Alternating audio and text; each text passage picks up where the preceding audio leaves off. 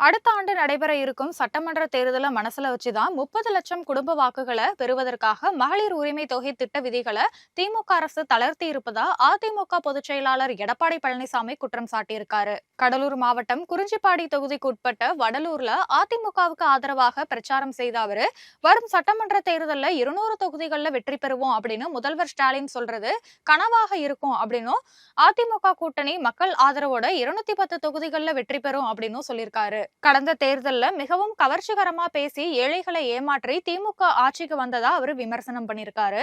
மகளிருக்கு 1000 ரூபாய் மாதாந்திர உரிமை தொகை வழங்கப்படும் அப்படின்னு திமுக தேர்தலின் போது அறிவித்தாலும் ஆட்சிக்கு வந்து 28 மாதங்களுக்கு பிறகு தான் அதனை வழங்கியதாகவும், அதுவும் தாங்கள் சட்டமன்றத்திலையும் பொதுவெளியிலையும் தொடர்ந்து அழுத்தம் கொடுத்ததன் விளைவாக தான் கிடைச்சது அப்படின்னு சொல்லியிருக்காரு. தற்போது அந்த திட்டத்துல இருக்கும் விதிகளை தளர்த்தி மேலும் 30 லட்சம் பேருக்கு மகளிர் உரிமை தொகை கொடுப்பதா திமுக அரசு சொல்றதா குறிப்பிட்ட அவரு இன்னும் 8 மாசத்துல சட்டமன்ற தேர்தல் நடக்க இருப்பதால அதனை மனசுல வச்சுதான் மக்களை ஏமாத்துறதுக்கு இந்த திமுக அரசு முயற்சியில இறங்கி இருக்கு அப்படின்னு சொல்லியிருக்காரு.